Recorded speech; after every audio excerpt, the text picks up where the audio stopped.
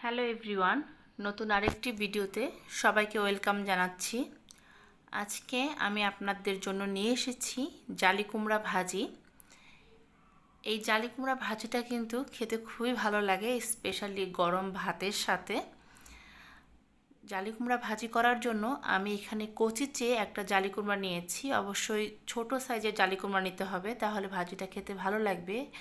জালি কুমড়াগুলোকে খুব ভালো করে ছুলে পরিষ্কার করে এরকম একটু মোটা মোটা পিস করে আমি কেটে নিয়েছি। দেখুন, এটা কিন্তু যথেষ্ট মোটা।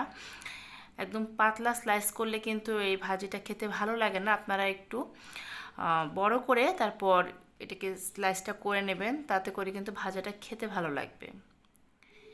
এই জালি কুমড়াতে আমি দিয়ে দিলাম স্বাদ মতো লবণ আর হাফ চা চামচের মতো হলুদ গুঁড়ো। লবণ আর হলুদ দিয়ে এই জালি কুমড়াগুলোকে খুব ভালো করে মেখে নিচ্ছি। আমার এই রেসিপিগুলো যদি আপনাদের ভালো লেগে থাকে তাহলে আমার চ্যানেলটা সাবস্ক্রাইব করে পাশে থাকা বেল আইকনটা বাজিয়ে দেবেন।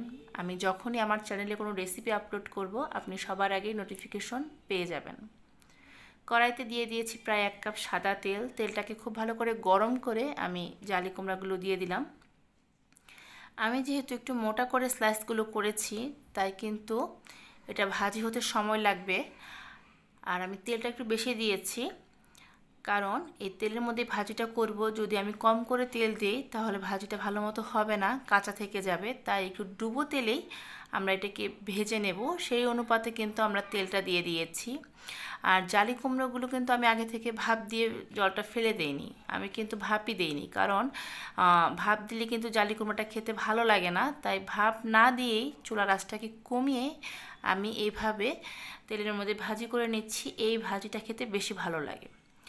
আপনারা কিন্তু চাইলে এই জালি কুমড়া সর্ষা দিয়ে পুরো করতে পারেন, সেটাও খেতে ভালো লাগে। তবে সেই ক্ষেত্রে অবশ্যই জালি কুমড়াটা আগে থেকে একটু ভাপ দিয়ে তারপর এটা স্লাইস করে সর্ষার মধ্যে পুর দিয়ে পিঠালি দিয়ে এটা ভাজি করলে সেটা খেতে ভালো লাগে।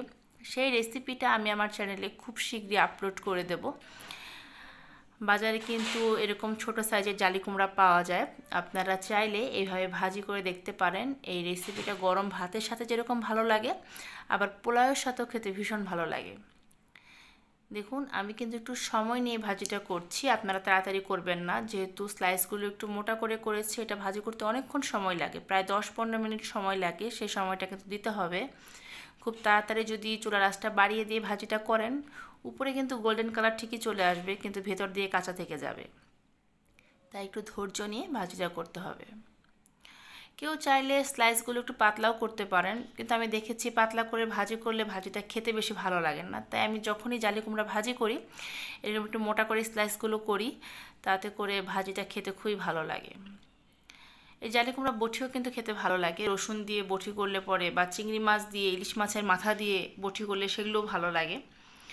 স্টেপ বাই স্টেপ সেই রেসিপিগুলো আমি আমার চ্যানেলে দেওয়ার চেষ্টা করব।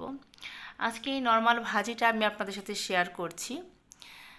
যারা এইভাবে করেন না, একবার আশা করি ট্রাই করবেন, আপনাদের ভালো লাগবে। সিম্পল একটা ভাজি, কিন্তু গরম ভাতের সাথে কিন্তু এই ভাজিটা খেতে ভীষণ ভালো লাগে।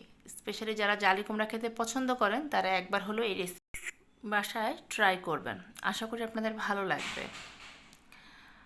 দেখুন, আমি কিন্তু চুলার আঁচটা একদমই কমিয়ে দিচ্ছি। আপনারা তেলের টেম্পারেচারটা দেখলেই বুঝতে পারছেন, একদমই লো ফ্লেমে এই ভাজিগুলো করতে হবে, তাতে করে খুব সুন্দরভাবে সুসিদ্ধ হয়ে যাবে। আর উপরে কিন্তু খুব বেশি কালারও আসবে না, একটু সাদা সাদাই থাকবে, একদম গোল্ডেন কালার করে ফেলবো না।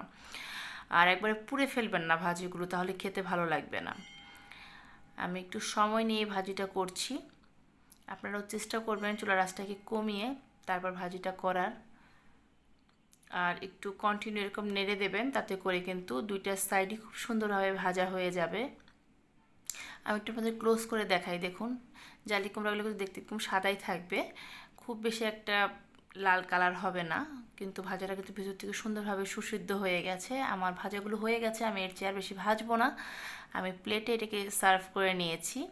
গরম ভাতের সাথে এটা পরিবেশন করতে দারুণ লাগবে। আশা করি এই সিম্পল রেসিপিটি আপনাদের ভালো লেগেছে। এভাবে একবার হলেও বাসায় ট্রাই করবেন, আশা করি ছোট থেকে বড় সবাই পছন্দ করবে। ফিরবো আরেকটি নতুন রেসিপি নিয়ে, সেই পর্যন্ত সবাই ভালো থাকবেন। ভিডিওটি দেখার জন্য ধন্যবাদ।